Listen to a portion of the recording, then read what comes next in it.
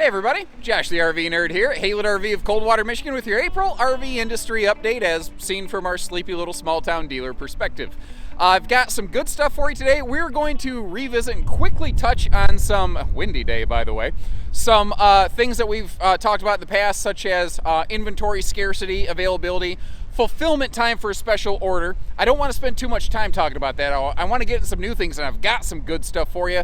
We're going to talk about a little bit of good news, bad news, a couple rumors in between, maybe stir the pot a little bit, a couple of shortages, and I'm going to try to end on a good note today because I feel like it's been a lot of doom and gloom so far this year. Let's get going. So to begin with, inventory scarcity and availability, especially in the used RV market. You like our used section at Haylett RV right now? Because there it is.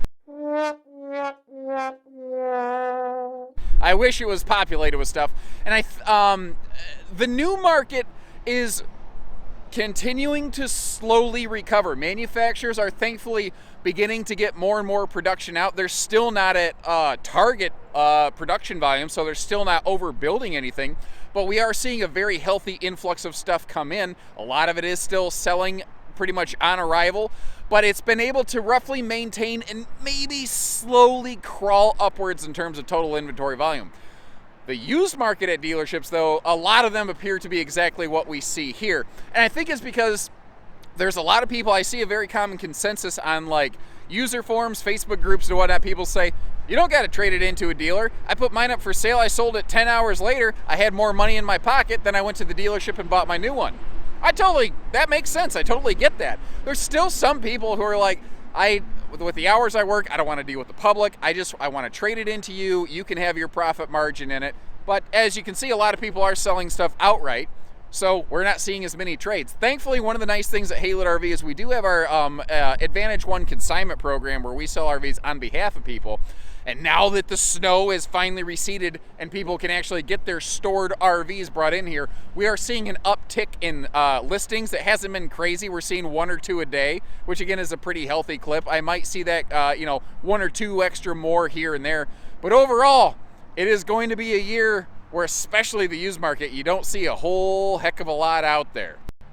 Now, like I said, inventory volumes as a whole. There's a couple exceptional dealers here and there. There's a few dealers that are almost sold out of everything. There's a few dealers that are sitting on a ton of inventory, and there's always reasons for it. We've talked about those in the past. I don't want to rehash all that. But overall, a lot of dealerships are slowly building their inventory back up as the year rolls on. They're selling stuff as it comes in. They're getting a couple more in. It's a 2 steps forward, 1 step back kind of process. What's interesting, though, is I have seen where this seems to have facilitated the cancellation of a lot of, but not all, of the RV shows that are out there. Because dealerships don't just have a surplus of inventory, they don't have to go out looking for customers. Customers are finding them. They're coming to the dealerships. So I have seen the cancellation of a lot of RV shows finally not related to COVID cancellations, which I suppose in one sense is bad news, but I suppose in another sense is a different kind of good news. What are you guys seeing in, leave me a note, in your neck of the woods, are you seeing any RV shows happening this time of year that normally would, or have they been canceled? Give me some feedback on that other people can pick up on. In a bit of good news, I feel like I've had nothing but bad news to share with people lately, and we are going to have a little bit of that in this video in a little bit. I'll always shoot you straight and be fair with you.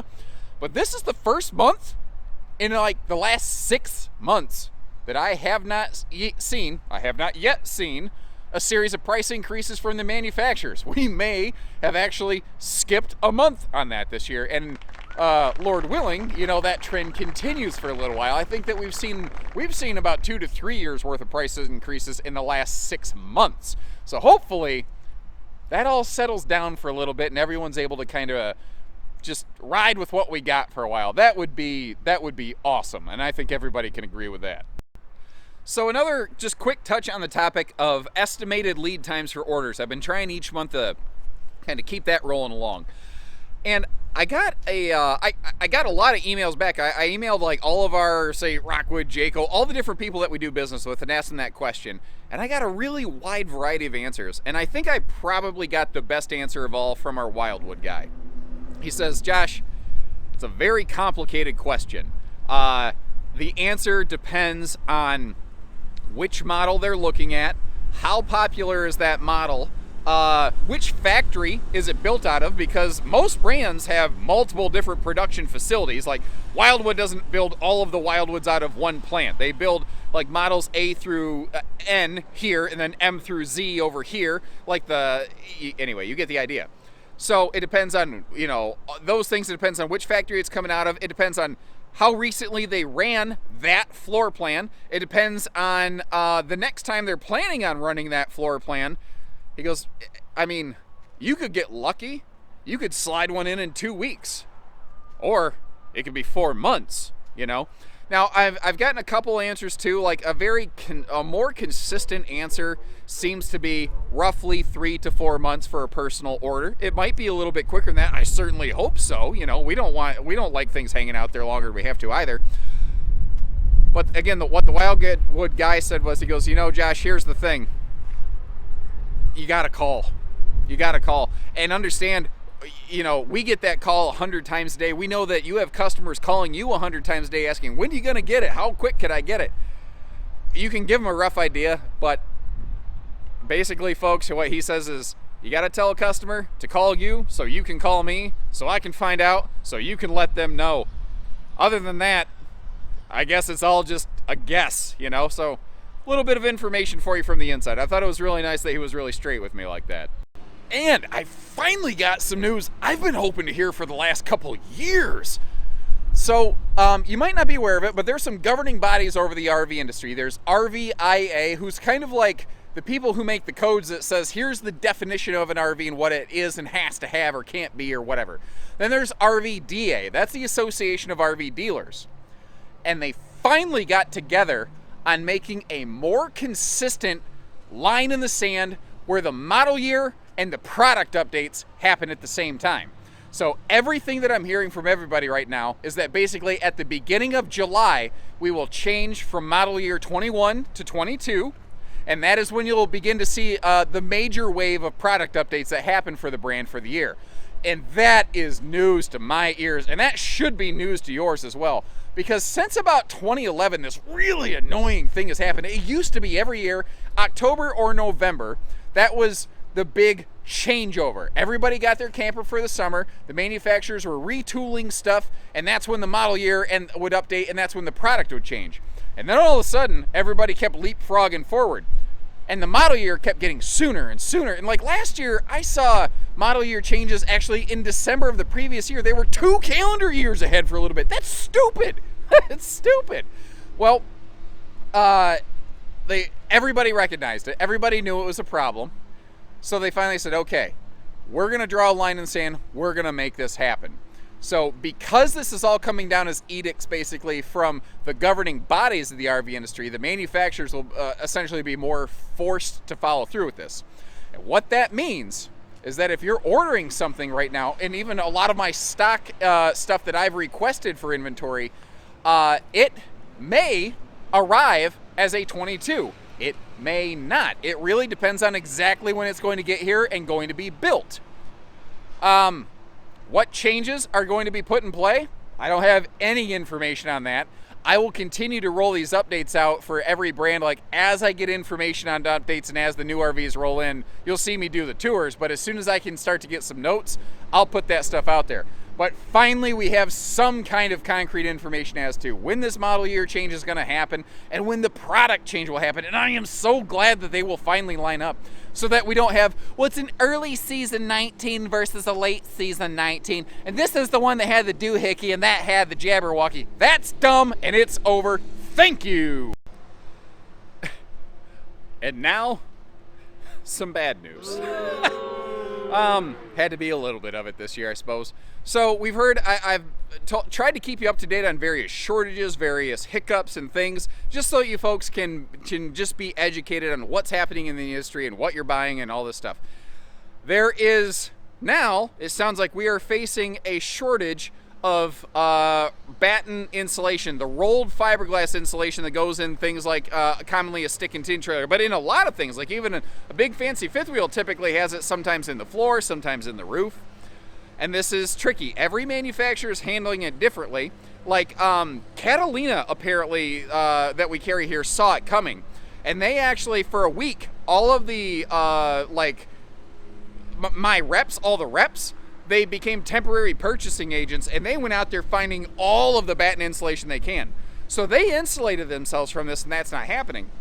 It depends on the supplier and all kinds of things, though. There's a couple manufacturers who are going to be doing some things, and they're making it known. They're not hiding this, but I'm making you aware of it.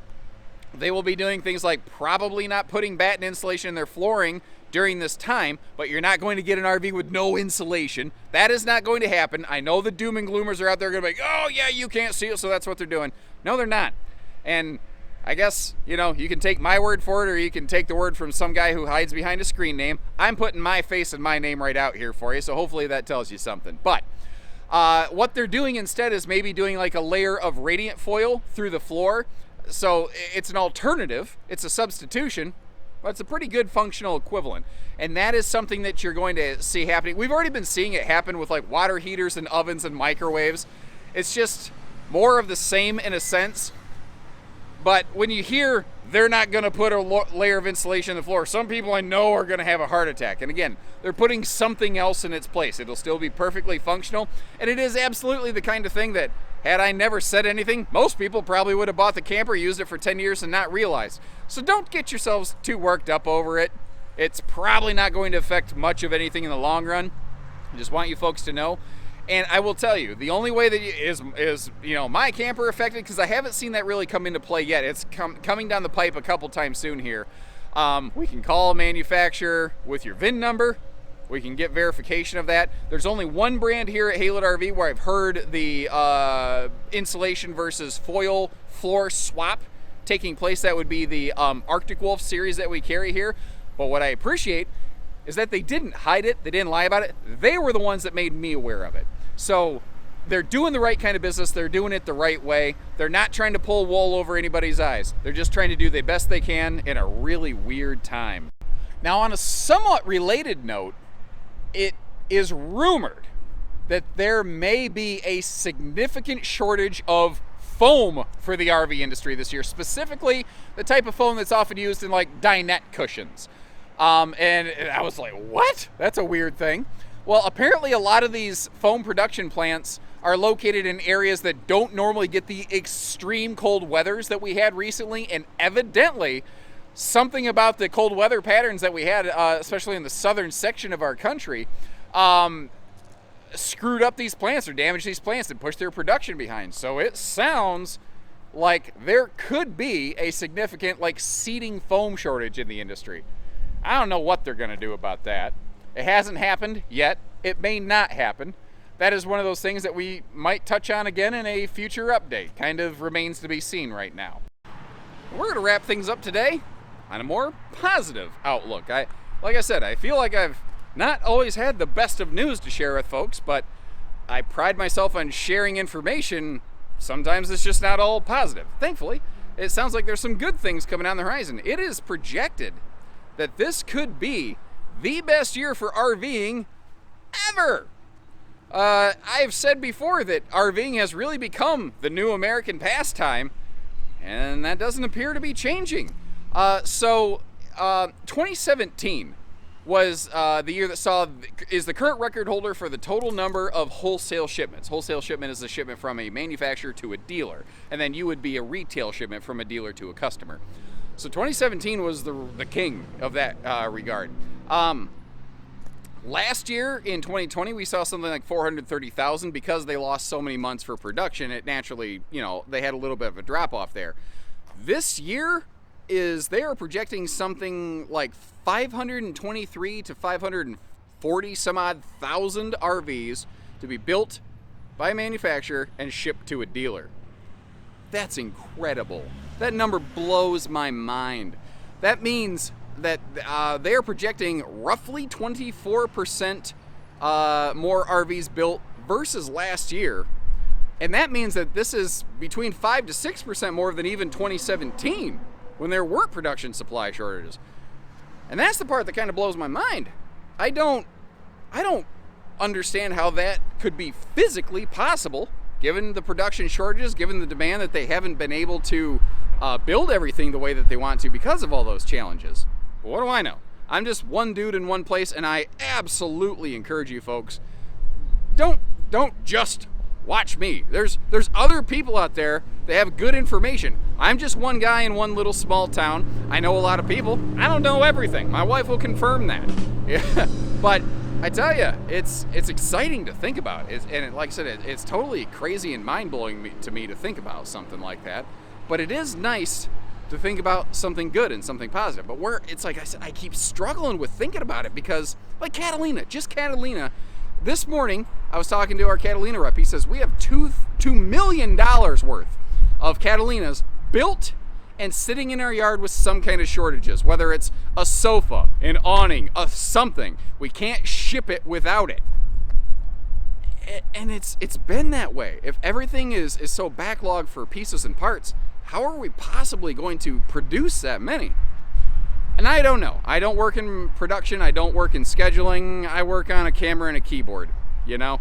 I just know it's crazy to think about, but isn't it nice to think about something good and positive for a change? Not to mention this sunshine. So that's it for me this month, ladies and gentlemen. Actually, one quick question. I didn't think about this.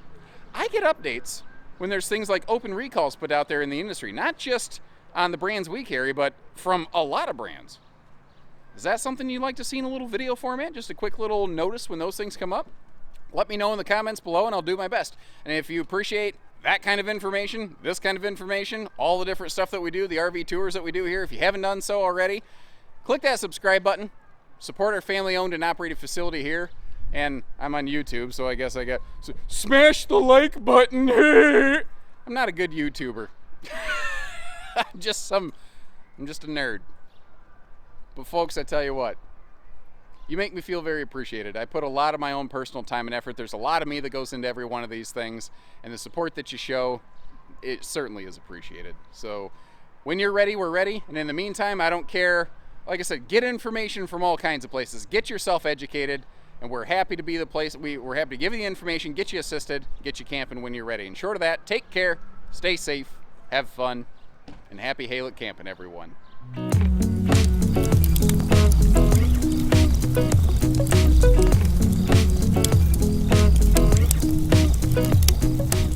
Yo, what's up, guys? Josh RV Nerd here from Halet RV. Make sure you smash that like button, click subscribe. Today we're going to be throwing a whole camper into a vat full of slime. It's going to be crazy!